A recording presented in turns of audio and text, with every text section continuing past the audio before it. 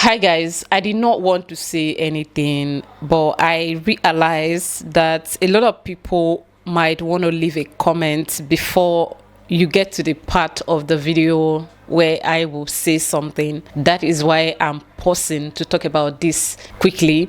This video has nothing to do with my previous video where I talked about a certain Cameroonian man that is in the habit of clashing Nigerians with other African nations on social media. So in case you've seen that video, you might want to say, oh wow, Lily, your advocacy for the Nigerian people has worked. No, this is not it. It's not me doing this. They have already done this video. I just stumbled on it and I realized that they posted this video like 3 days ago. So in case you want to congratulate me and appreciate me, thinking that I may have played a positive role in this, I just want to tell you quickly that this is not my work. This is not my glory. They already done this before I even made the video, before I made that video that I'm referring to right now. So let's take a look at this is what the Foreign Affairs Minister has to say about Nigerians and what is happening about Nigerians in prisons in various parts of the world. And I would like you to watch this video if you are a Nigerian with an open mind.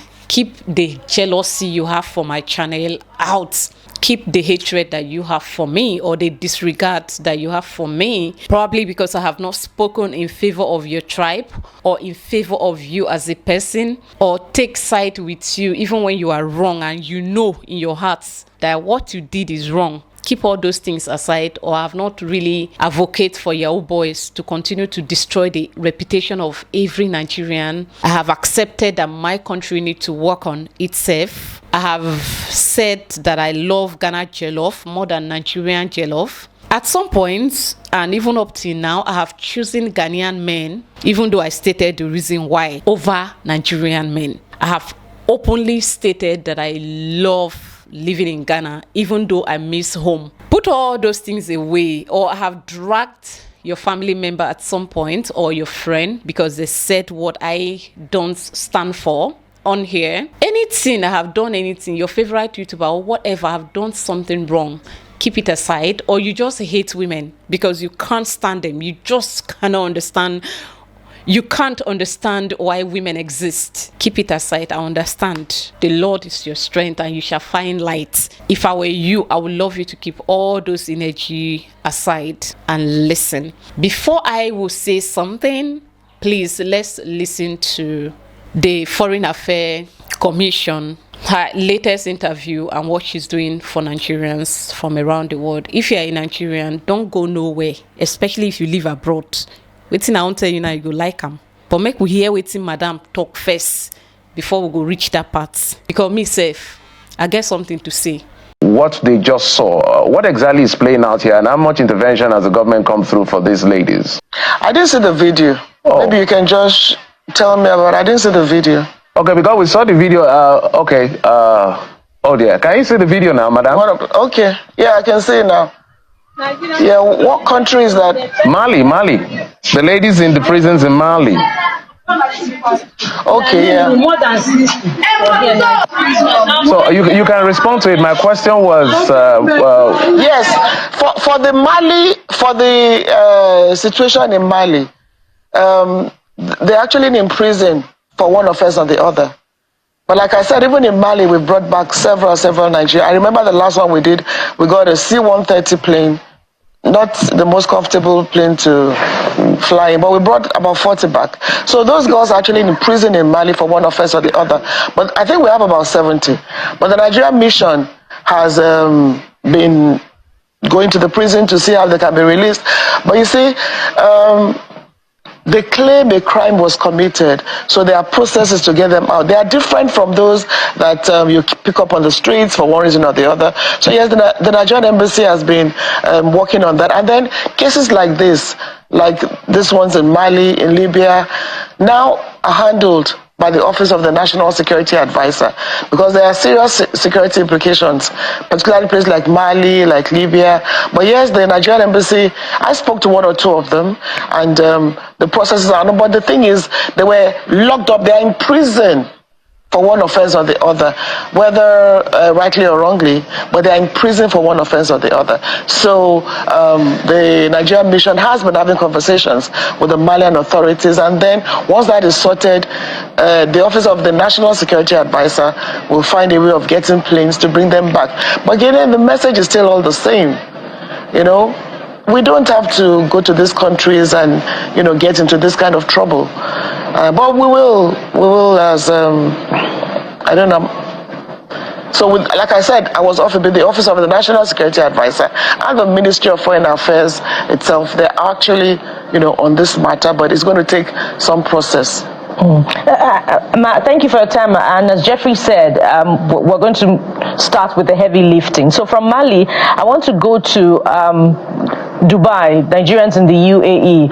In September, about 400 of them were deported. I believe in July, a number of them were also deported. And there was also that video from a Nigerian complaining that the Nigerian embassy there is not quick to come to the aid of Nigerians in terms of defending the rights of Nigerians against all forms of oppression. They were talking about work permits and all of that.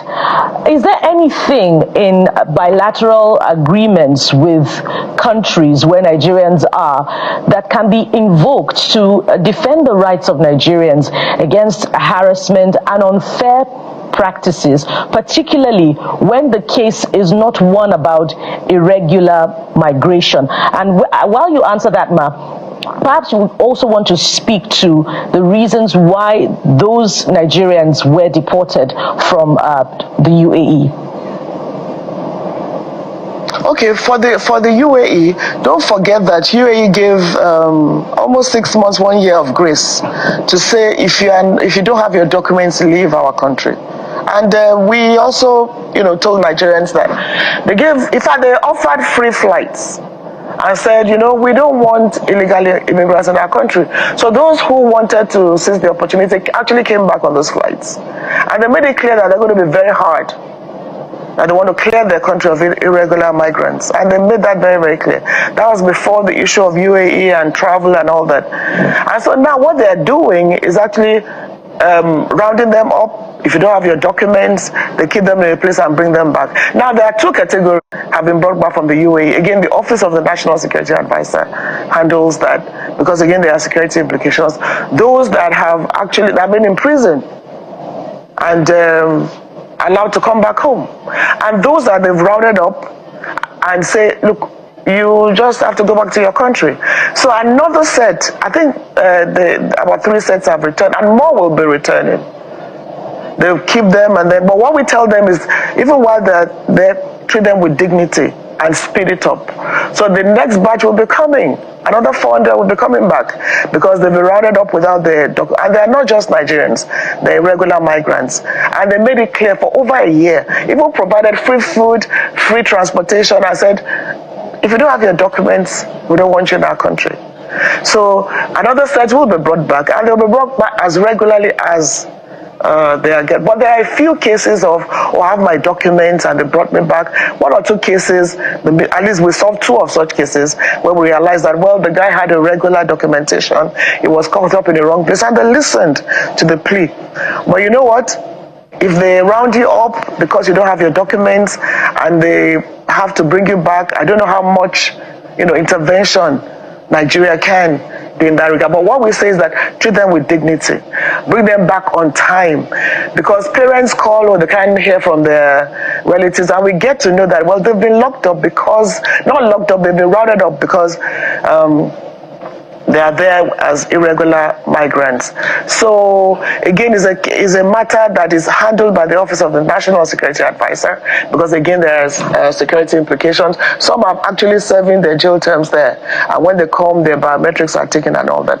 So we hope we're working at ensuring that everybody is brought back. But at the same time, let's work at discouraging irregular migration. It's tougher out there now. It's very, very tough. Even for regular migrants, not talk of irregular migrants. Let's make some progress on some of the efforts of the Commission, because at the end of the day, it's about ensuring Nigerians have their dignity and they are respected. So if you see an American citizen anywhere in the world, you meet an American citizen, you have to think twice before you do anything to that citizen, no matter who that citizen is. I don't think that's the case for us as Nigeria and even for the African continent for most. I have to cut you there. Yeah. All these comparisons, we have in Brazil prison, we have about 680 in one prison alone. I don't think you have 680 Americans in some prison. So let's stop these comparisons. I think the first thing is let's do the right things.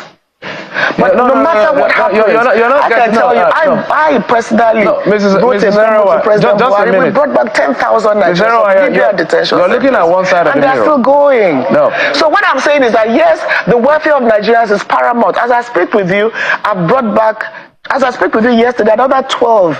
We brought them back from Ghana. So we're doing that, but at the same time, we shouldn't encourage bad behavior. I remember that I was the first to say, let's treat them with dignity. So when you come back, we ensure you're received properly, you're treated at the airport, a lot of things going. But at the same time, when we make these comparisons, even in Dubai, I don't want to give you figures of the numbers in prisons, but what about they are Nigerians, they are our people, so we have to do everything to ensure they're protected, but we should not encourage bad behavior. All right, you're not getting my point. You should have allowed me land first. Names and numbers and figures. If you can hear me. Another country, we have 430. Can you hear me? Highest. Can you hear me, madam?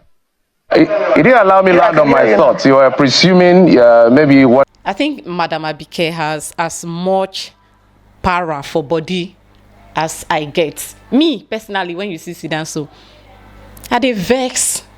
I know they vex for Nigerians alone. I dey vex for everything. Do you understand? I dey vex for our government. I dey vex for Nigerians when no sabi behave themselves, because they put the ones when they behave well inside trouble. This is my pain. And when you are like that, you just kind of like, you start to overreact without even wanting to hear people complete their sentence. You don't want to hear them complete a sentence because you just feel like, what is that? You're trying to compare yourself to American citizen. Will an American citizen recruit their fellow American for prostitution? Would they traffic an American for prostitution into another country? It happens. But when that happens, how do they get punished? Will you just come and say, okay, because hey, they are American, leave him? They are level to the things that we ourselves, as we blame our government, we ourselves, we need to look into ourselves. Let's sometimes carry mirror, look for face. What is that thing that I'm not doing right? I also do look at myself. When people criticize me, oh, you are not talking good of your country, I feel unintelligent. I won't lie. Because as an intelligent person, you are supposed to protect the image of your country, right? But as someone with a good conscience who wants things to be done right, at least to an extent, you don't know how to defend bad behavior. You don't know how to defend your people. You can't do it. And it's leaving you looking stupid in the eyes of the world, because even my host country right now, a lot of Ghanaians wouldn't want to associate with my channel. They don't want that because they feel like, what is it? No matter how bad your country is your country. But some of them will still judge me because I'm Nigerian. Some of them will still tell me I'm not talking to my people. Whatever punishment they have, whatever hatred they have against a Nigerian, they still pass it on to me. Para dey for my body. As much as she carried para for body, me, I get them. But let's continue to listen to the whole video. I wanted to say, but you're not getting the point. Nobody is supporting bad behavior. I'm just talking about but I also simple dignity for the citizens. I hear you intermittently. Yes, simple dignity for our citizens, because we have states and countries around Europe and even around that have institutional racism, and we know how black people are treated and how Nigerians are treated. So my question was, or where I was going to with the question before you cut me off, was this: what is your institution or the commission doing to be more proactive than sometimes reactive, so that we can reposition our image as a country to the best of our ability? I know it's a long walk. I just want you to walk us through what you're doing proactively to make sure that, let's say in the next 10 years, the respect Nigerians have will be better than what it is today, no matter what the conditions are? That's my question. Hear the last part of your question. Can you give me the last part where you actually ask the question? Okay. I was saying that what can we do? What is your commission doing to be more proactive than reactive? So that at the end of the day, let's give ourselves 10 years, Nigerian image and dignity can be way more respected, no matter the situation, without supporting crime, so that we can be better positioned in the Committee of Nations. So walk us through what you're doing proactively to reposition us from the commission level. First is awareness, working with people like you. Awareness that, try, when you go to another person's country, just try to obey the laws of that country and not commit crime. But when you do, we're there for you. Take the case of India. Some Nigerians went on the streets, started fighting the policemen, and actually you heard the Nigerian on the streets of India said, I'm a vagabond, I suck blood. Fighting Indian police. Then they take action, but you come to us and say, look, do whatever you can. So what proactiveness in that regard? Maybe you can answer that question. This just happened in India. You went on the street and said, I'm a vagabond, I suck blood. And actually the videos are there. So first thing is massive awareness. Let us respect ourselves. And carrying us ourselves as who we are as Nigerians with dignity and a lot. And I'm telling you something, if one Nigerian is doing that, I'll give you 10,000 that are doing great things. So I even tell them, don't judge us by that one or two persons that are behaving badly. So that is one thing. Two is we all have to work together. Don't encourage bad behavior. Secondly, raise awareness. You see, those places you are going to, if you got away with that 10 years ago, not anymore. The world is basically very, very hostile now. So that is what we do. And then we work with other agencies in terms of evacuation. You hear more of NIDCOM, but it's not just us. So Office of the National Security Advisor has a multi-agency team. Immigration, NEMA, prisons, so a multi-agency team, but all domiciled under the Office of the National Security Advisor. So when we hear, how do you know there's going to be a cry for help? When you have a cry for help, then you go ahead and ensure no matter what they did, get them back. Again, like I said, in this year alone, from January to September, over 5,000 Nigerians have been brought back up from Libya. And you say proactiveness. Are you going to stop people? Are you going to know even where they're going? So really, you also have a role to play. The media, let's work together to create this awareness. For a lot of times when they come back, they tell me, I regret I went. I didn't know is what we hear. So I think massive awareness, number one. Number two, if NIDCOM is empowered to do more, we'll do it. So we're asking for that, more empowerment to be able to do, more of these crisis situations and helping Nigerians in distress. But, but as it goes on, the thing is, you can't just, I can't tell you how many people have been locked up for drugs. Then they call me and say, come and take us out. How? For those, I'm sure you have cases of people were able to bring out of prison for one reason or the other, where realized that they did not commit that crime, and we brought them back. In Benin Republic, there are many people who did not do anything wrong, but we're working at getting them back. So there are many cases you don't even hear on television or on social media. The ones you're talking about are the ones that just know they did something wrong, just go on television, make an appeal, and then whatever the case will still there for you anyway, because they are Nigerians, and we'll continue to do that. But to your question, massive awareness that number one, don't be doing most of. There's a guy in Canada now, we're working on this case. We're going to get him out, working with Nigerians there. And then another thing is, a lot of Nigerians in these countries also work with us when there are cases of Nigerians in distress. We all work together. You don't hear that in the media, but we do it. Thank you. Perhaps you would have been more specific with, the deliberate actions taken by the Commission in terms of awareness about those who are doing fantastic things abroad, and what is being done also to create awareness about Nigerians who into legitimate businesses and who do not engage in bad behavior. But granted, there is no excuse for bad behavior. But perhaps the point about Jeffrey's question is that other Nigerians have had to suffer indignities as a result of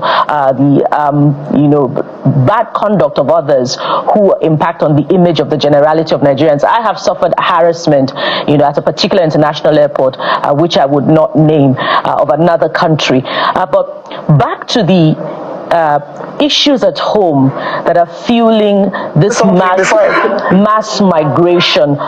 Many would say that the administration of the former President Muhammadu Buhari set Nigeria back many years in terms of development, in terms of the disillusionment at home. And it's your government, the government led by the All Progressive Congress.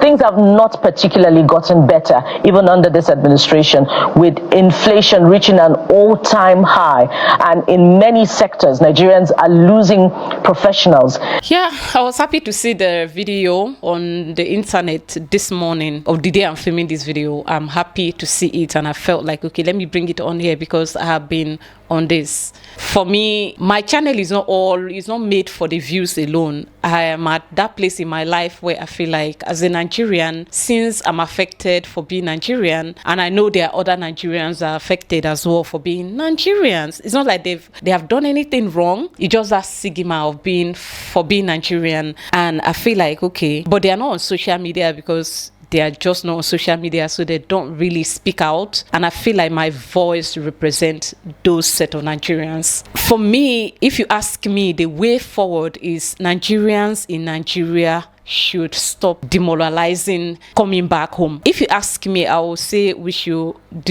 stop discouraging people from returning home to their country. Everybody has a role to play in this. Nigerians at home, stop discouraging Nigerians from returning home. And Nigerians at home, you haven't been outside of Nigeria and you just feel like there is nowhere worse than Nigeria. My dear, there are places that are worse than Nigeria in this Africa. I bet you there are countries in Africa that are worse than Nigeria. So the best thing to do, if I were you, is I would rather not take the risk. I know how difficult it is for someone to tell you that when they lives in a country where electricity is available for 24 hours. So you start to feel like I'm telling you that I'm telling you not to move to Ghana or to any other country because I'm enjoying that. It's just me telling you not to come because you shouldn't. What are you going to do in Ghana? For instance, if you come to Ghana, you don't know anybody, you don't have friends, you don't have a job.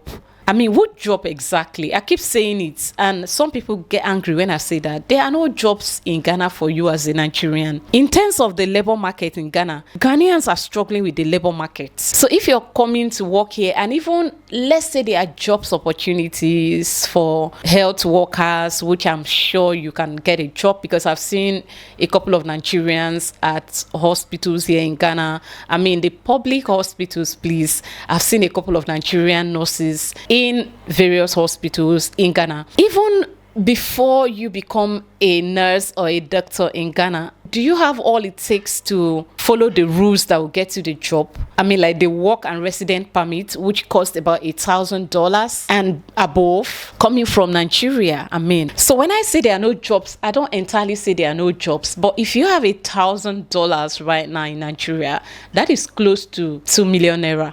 So what is the point of leaving Nigeria? Why should you bother yourself to leave Nigeria? That is just for work and resident permits, for you to be able to search and work in Ghana and live here legitimately, so that if anything happens to you, the government of Ghana will look at your direction before the Nigerian government, in case they decide to attend to you, because social media users and commentators are going to be here to pressure them. So in case we are able to see your case and we present it out here, in case very dark man hears about you, or if he don't hear about you, the government of the country you are in will do something about you. I used to have this mindset of, this is Africa. I was watching a crime documentary the other day, and it was about a British girl that got missing in Japan and how the whole thing played out. And since that day, I have now understood, when they tell you to be a legal migrant in a country, it's not for the good of that country, it's also for your own good.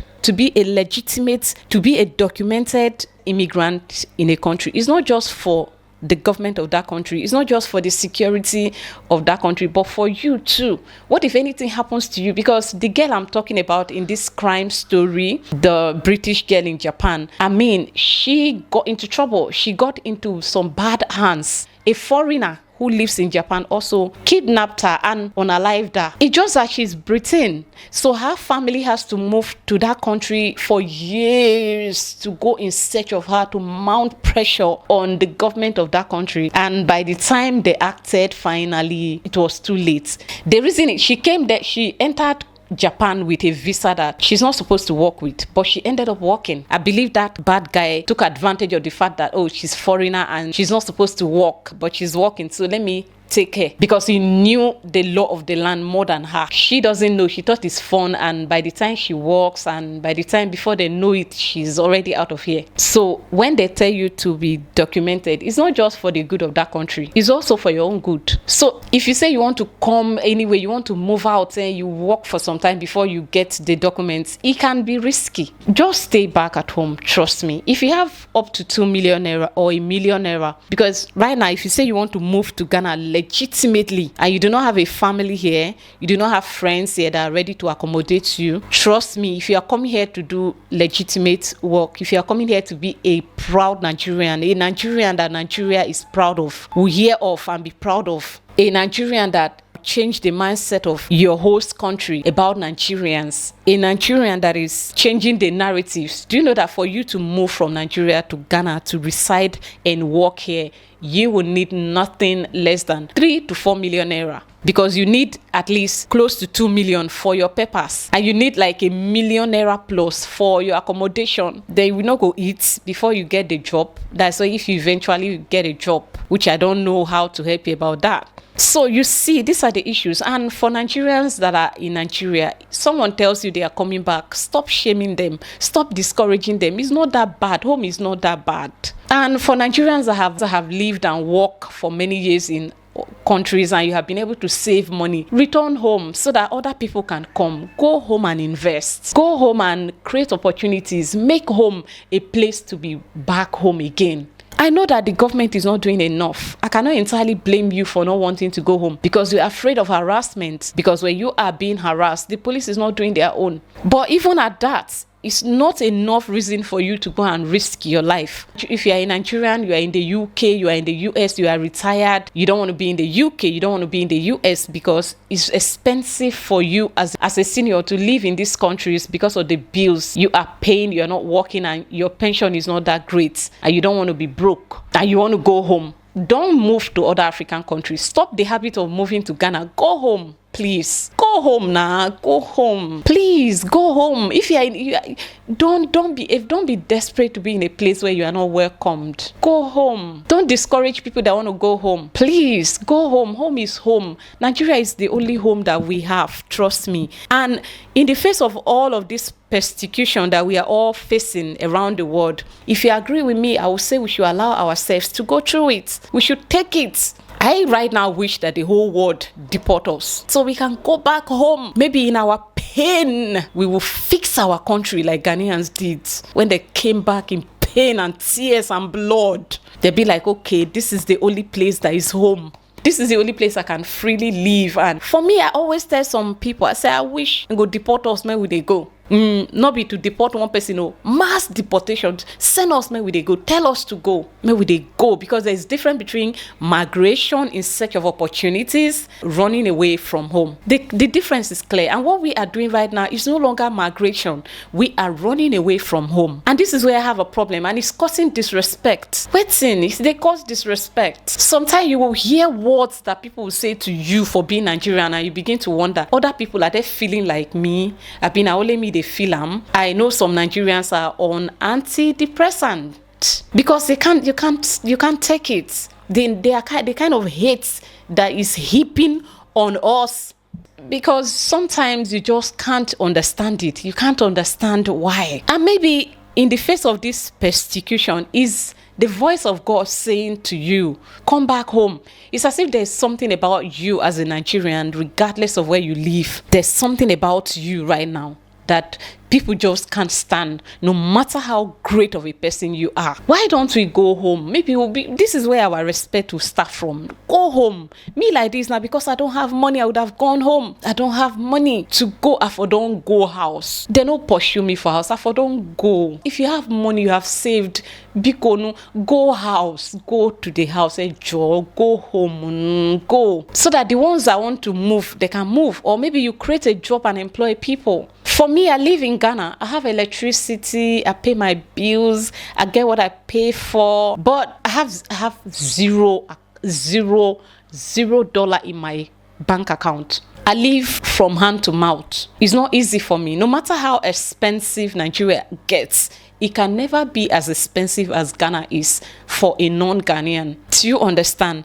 And for me, I will always say that bad behavior is not good. Anywhere you find yourself, don't expect too much. Some people have come to the realization that they complain because they are not getting what they want. They want so much. Take the little you have and appreciate it. Take it and know that, okay, this is not my home. This is somebody else's country. I'm just here for sometimes. One day I'll go home. If you live like that, you will not see reasons to complain. That is how I live. I know that no matter how much I love it here, it's never going to be my home. I am here for the time being. And one day I will go home. And because of that, I have little expectation. And that is why I have enjoyed my stay in Ghana. When I see something good, it's a pleasant surprise for me. Because they hold me nothing. So make we they go home. I know I'm not your hero. I will never be, and I don't care. Yeah, people that are doing yahoo yahoo, or people with family members of yahoo yahoo, they may be your hero, because you won't see them criticize any bad doings of our people, of some of our people that are bringing us pain that we are all complaining of. You want to rent, you can't rent. You want to this, you cannot. Some of us have lived there. We have seen it. I have seen rejection. And from my rejection, I have been accepted alongside other people. And then I have been put in the same place with other people. And I can see how other Nigerians behaves. They behaves like, I can destroy and go, it didn't concern me. We don't look out for each other. You don't know that what you do today will tell the next person that will come will pay for it. So behave yourself anywhere you find yourself. Humble yourself. Leave it like that. Don't go criticizing people anyhow, randomly. Or even if you want to criticize, make it constructive. But don't go and belittle people in the name of criticism. It doesn't work that way. Even me, I won't take it. And to the countries around the world, especially to our fellow African countries, please be tolerant of Nigerians, I beg you. I know that some of you have endured way too much, way longer than I as a Nigerian can tolerate, can endure. But please do not give up on Nigerians as human. Like, because a certain or 2, 3, 5 Nigerians have offended you doesn't mean that everybody is like that. And sometimes, especially to the ladies, please, if you are in a relationship with a Nigerian man and is not working, don't stay there. Don't endure. I am telling you from experience, don't endure, because I had come to realize that people that endure toxicity, by the end of the day, they are enduring because they believe change will come. And when these changes do not happen, when there is nothing new comes up, and at the end of the day, their expectation is cut short, they take it out on others. Recently, in fact, this hair, the day I went to allow this hair to be colonized at a salon, I met some ladies there, and you know how women are. We got talking, and they were talking about politics, as Trump have won and all that. We're talking about politics and stuff, sharing our country's experiences. And one of the ladies was now saying, she's currently dating a Nigerian man, and if she tells you, you will cry. And I asked her, what do you want? She said, maybe he will change. You have been with a man for 5 years. 5. 1, 2, 3, 4, 5. And she said he have kids back at home in Nigeria. He has a big house, but he said he's not married. So the kids, he removed them from under what? Under 3. Where the baby mama, not 1, not 2, not 3. He has like 4 kids. And these 4 kids that he has, the youngest among them is like a year old. And he told you he doesn't have a wife. You believe him. He has never taken you to Nigeria before. You are okay. You are enduring because he kept you in his house and feed you. You don't want to confront the reality. You stay back and be abused for that long. And she was even telling us how he used to give her black eye, and that the guy threatens her that if she goes to the police, he will go and bribe them. You, a Ghanaian, a Nigerian, a foreigner is telling you that and you believe him. Me, a foreigner, I come here, arrest a Ghanaian man, baby papa. I carry baby daddy, go Ghanaian police.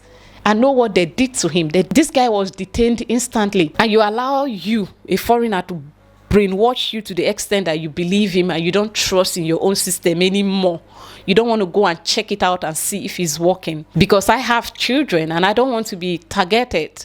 I allow that to be. Normally, I love to see how I can assist this kind of people get out of those type of relationships.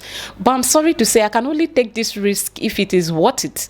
If you are my sister, biological sister, I know that if anything happens to me, the world will not come and blame me that I'm a busybody. So imagine how this woman is enduring abuse for 5 years. You know, she said that he's building another house in Nigeria. When that house complete, he will go. Okay, when he goes, carry you go. No wahala na. And he won't do it. Then you will now see a good Nigerian guy that is in Ghana legitimately hustling, coming, fall in love with your shape. He loves you. He sees something good in you. He's a God-fearing man. He doesn't do yahoo. He toasts you. You will now say Nigerian men are the same, instead of you to have cut off this man and go. So dear foreign ladies, when you are dealing with our men, remember to love yourself alongside. Don't just go there and forget yourself and just allow yourself to be in love without considering you. Do stop enduring. This same advice go to men too. Don't go and sit down there and a Nigerian girl is maltreating you. You take it, and then later when she finally broke up with you, you come and sit on my comment section and be hating. Or you come and say, they are all prostitutes. It's complicated. It's hard. Being Nigerian is hard. And when you talk, the first thing that comes to their mind is, you are a sellout. You are a sellout. But they are okay with yahoo men and people. And this Ghanaian lady, I asked her, what does your man do for a living? She said, they press computer now. What other work will Nigerians do? I say, my sister, Nigerians are doing other jobs. In case you don't know, Nigerians, that guy is a Nigerian, but don't say which work else can Nigerians do. They are still together. And the way she's talking, she's not ready to leave until that guy will hit the final hitting when he won't hit.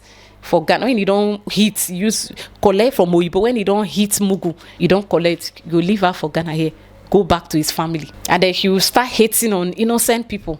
So when you're dealing with foreigners, please deal with them on a one-on-one level. I know it's difficult. You can come across like 10 Nigerians that will give you the same vibe, but it doesn't change. It doesn't mean that I am like them or the other person is like them. This video is already long and I think I'm tired at this point. I'll see you guys in my next video. Bye.